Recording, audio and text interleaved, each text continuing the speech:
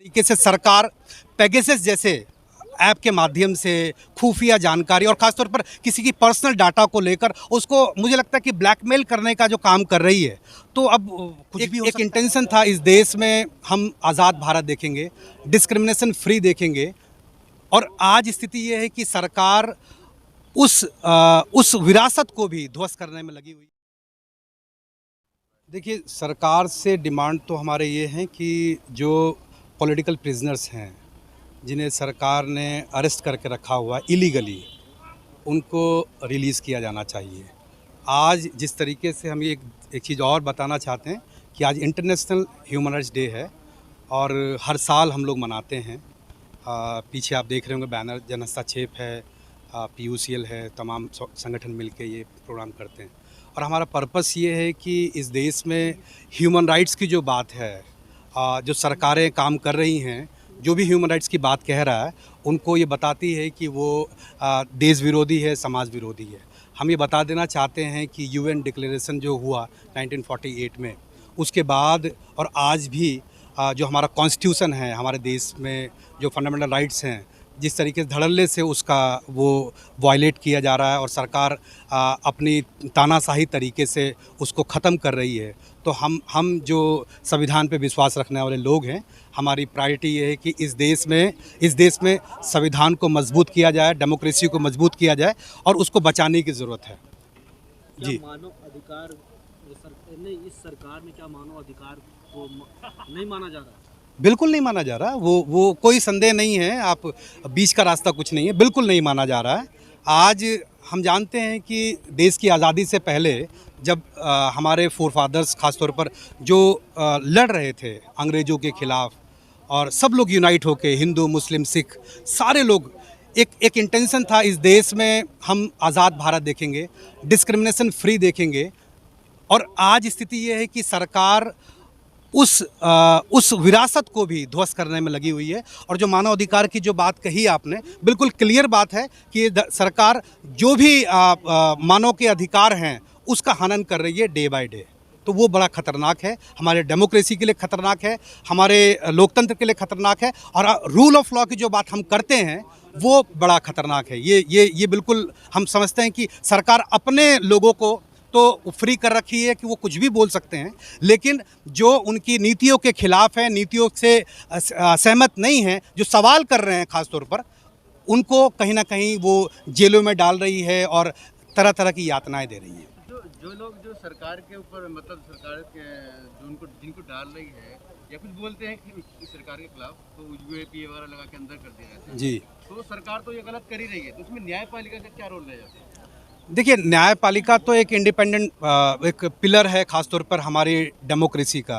वो तो रोल बहुत इम्पॉर्टेंट है। समय लग जाता है उनको छूटने में या देखिए, होने में। मैं बीइंग एज एन एडवोकेट, मैं आप लोगों के सामने बता देना चाहता हूँ कि जो न्यायपालिका का जो मसला है, वो न्यायपालिका एक बहुत इंपॉर्टेंट रोल अदा कर सकती है और कर भी रहे हैं, ऐसा नहीं है।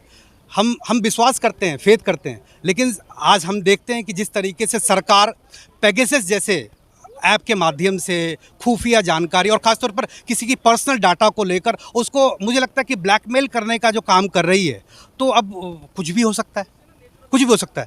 न्यायपालिका एक अपने आप में मजबूत बॉडी है, लेकिन सरकार के तहत वो बायस दिख रही है। कहीं ना कहीं सरकार पर सीधा सवाल नहीं कर रही है, जो कि करना चाहिए।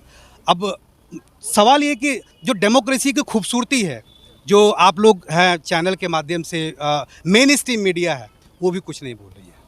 सरकार और लोकतंत्र पे आपको कितना उम्मीद है कि जो देखिए, सरकार तो आती रहेगी जाती रहेगी, है ना, वो तो वोट्स पर है, मैंडेट पर है। जब तक ये अपना मनी मसल का इस्तेमाल करेंगे, पैसे का इस्तेमाल करेंगे, चलते रहेंगे। लेकिन मुझे लगता है कि इस देश की जनता जाग रही है। और लोकतंत्र की बात करें, लोकतंत्र पर पूरा विश्वास है, संविधान पर पूरा विश्वास है, क्योंकि हम लोग जो हैं उसको बहाल करने की बात कर रहे हैं, लोकतंत्र और संविधान को मजबूत बनाने की बात कह रहे हैं। और हम चाहते हैं कि इस देश में हर एक व्यक्ति कम से कम संविधान की बात करे, मजबूती से लोकतंत्र जिंदा रखने की बात करे, क्योंकि जिन लोगों ने शहादत दी है उनकी शहादत खराब नहीं होनी चाहिए। क्या आपको लगता है कि संविधान और लोकतंत्र खतरे में है?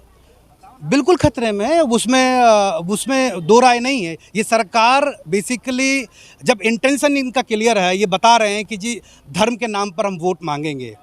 हम बात कर रहे हैं कि स्वास्थ्य व्यवस्था ठीक हो। कोविड में हमने देखा किस तरीके से मामला ख़राब था, स्वास्थ्य व्यवस्था बिल्कुल ध्वस्त था। एजुकेशन सिस्टम कितना महंगी हो गई है हम सब जानते हैं। युवा के पास रोज़गार नहीं है हम सब जानते हैं। जो बेसिक मुद्दे हैं उसको छोड़कर आप एक धर्म की बात करें, और एक धर्म सिर्फ कि सिर्फ हिंदू। ये देश सबका है, हिंदू, मुसलमान, सिख, ईसाई, दलित, पिछड़े, सबका है। इसमें कोई डिस्क्रिमिनेट नहीं कर सकता कि जी आप हिंदू हैं तो आपको ज़्यादा तवज्जो मिलेगी। ये बिल्कुल गलत है, क्योंकि संविधान हमारा एक है और संविधान डिस्क्रिमिनेशन नहीं करता। तो कोई पॉलिटिकल पार्टी चाहे वो कितने दिन के लिए भी आए हो, वो डिस्क्रिमिनेशन नहीं कर सकती है। आपने अभी कहा है कि रोजगार बेरोजगार युवा घूम रहे हैं। हाँ, लेकिन जहाँ तक बताया जाता है, मीडिया पे दिखाया जाता है कि 2 करोड़ रोजगार दिए हैं लोगों को, काफ़ी लोग खुश हैं। आप पता नहीं कैसे कह रहे हैं कि बेरोजगार। अब ये 2 करोड़ रोजगार की जो बात है, ये एक जुमला है, जुमला आप समझ रहे हैं ना। ये अब मेन स्ट्रीम मीडिया है, उसको जितना भी अब आप लोगों का रीच है थोड़ा कम होगा। मेन स्ट्रीम मीडिया को सब लोग देखता है। अब एक बात झूठ को बार बार अगर बोला जाए तो लोग मानते हैं कि ठीक है, सच होगा। लेकिन हम आसपास आपका सवाल जो है, मैं समझता हूँ कि हमारे आसपास गांव में, शहर में, जहाँ पे भी हम लोग रह रहे हैं, आसपास पूछिए कितने लोगों को मिला। लोग पूछते हैं तो वो भी बताते हैं कि आप खुश नहीं हो, आपके पास रोजगार है, आपके पास टैक्स लग रहा है, ये है वो है, दुनिया की बात सुनाते हैं। आप कह रहे हैं कि हमें रोजगार बेरोजगार घूम रहे हैं। आप देखिए ना यूनिवर्सिटीज़ में, तो सरकारी आंकड़े यूनिवर्सिटी, ये जो आंकड़े कह रहे हैं कि कितनी बेरोजगारी है, बिल्कुल ये कोई अमित और हम लोग थोड़ी, ये तो आंकड़े बता रहे हैं। यूनिवर्सिटी में यूनिवर्सिटी डंका की चोट पे कहती है ना सरकार की, मैं बेरोजगार नहीं हूँ, कोई रोजगार नहीं है, बेरोजगार नहीं है, हर किसी को रोजगार मिला हुआ है। झूठ तो अब डंके के चोट पे बोल लीजिए, वो सच थोड़ी हो जाएगा। सवाल एक इम्पॉर्टेंट ये है कि हम ये देखते हैं रोज़गार और युवा की जो बात कह रहे हैं, वो आप देखिए कि आसपास जो, मैं तो यही बात कर रहा हूँ, जो हमारे आसपास लोग हैं, यूथ हैं, उनसे बात पूछिए कि क्या काम कर रहे हो। देखिए लेकिन आप रोजगार क्या करेंगे? आप रोजगार क्या करेंगे? 5 किलो अनाज मिल रहा है, घर मिल रहा है, सारी व्यवस्थाएं मिल रही हैं, तो आपको रोजगार की क्या करेंगे? मतलब आप ये समझिए कि इतनी कितनी शर्मनाक बात है कि आज भी हम एक चंद 5 किलो अनाज और उस पर बात करें, और उस पर हम चाहते क्या हैं। जब देश आज़ाद हुआ 1947 में, और उसके बाद आज हम जो 2022 में हैं, तो हम चाहते हैं डेवलप करें, डेवलपमेंट हो। आज भी हम 5 किलो अनाज की बात कह रहे हैं, कितनी शर्मनाक बात है। डेवलप हो रही है, विश्व गुरु माना गया है पूरे दुनिया में। डंका की चोट, डंका बज रही है मोदी जी का, विश्व गुरु हो गया है देश। अब विश्व अभी लगने वाला नहीं, हिंदू राष्ट्र बनाइए, जो आपको लगता है डंके के चोट पर करते रहिए। मुझे लगता है कि ये मेन स्ट्रीम मीडिया और ख़ासतौर पे सरकार के जो अपनी मानसिकता वाले लोग हैं, वही बात कह रहे हैं। जो यूथ है ख़ासतौर पर, और जो युवा है, वो चीज़ों को समझ रहा है, और उन्हें पता है कि रोज़गार के नाम पर जिस तरीके से सरकार छल कर रही है हमारे साथ में, वो बहुत खतरनाक है। लेकिन वो जीत भी रहे हैं, जनता उनको पसंद भी कर रही है, गवर्नमेंट के साथ आज सर जीत और देखिए, बेसिकली मैं जहाँ तक समझता हूँ कि जो जीतने की बात है, वो आप इस तरीके से देखिए कि कितने परसेंटेज अब जीत रहे हैं, क्या आ रहा है, ठीक है ना, मैंडेट क्या आ रहा है। मुझे लगता है कि ये सरकार ईवीएम भी मैनेज कर सकती है, ठीक है ना। इलेक्ट्रोल बॉन्ड का जो सवाल है, किस तरीके से पैसे का इस्तेमाल किया जा रहा है अलग अलग तरीके से, ये हम सब जानते हैं। अब जीतने की बात है कि किसी को भूख लगी है, अब उसे अगर भूख मिटती है तो क्या कहेगा, ठीक है जी आप मुझे पैसा दे दीजिए, मैं कम से कम वोट डाल दूंगा। तो ये जो सरकार है ख़ास तौर पर, ये लोगों की जहन और लोगों की सोच से खेल रही है।